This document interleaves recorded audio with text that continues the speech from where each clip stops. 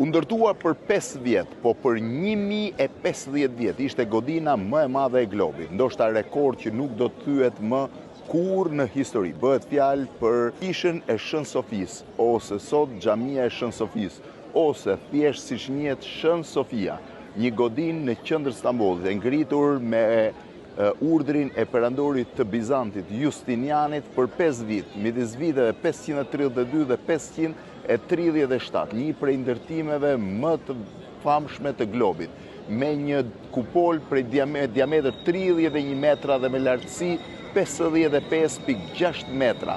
Ende sot askush nuk di të thotë se si është ndërtuar kjo mrekulli inxhinierike në vitet 500 me këto për masa. Sipas legjendës ishin engjëjt që ja dhanë arkitektëve bizantin projektin e kësaj kishe të famshme, e cila me rënien e Konstantinopolës në vitin 1453 u kthye në xhami nga Mehmeti II. Më pas, për shumë vite funksionoi si xhami ku u shtuan edhe minarete famshme që shihni për 1050 vjet, derisa u ndërtua kupola e Shëmpjetrit në Vatikan, ishte godina më e madhe e globit dhe thash, një risi e rrallë që një godinë e tillë të mbajë për 1000 vjet rekordin e godinës më të madhe të globit.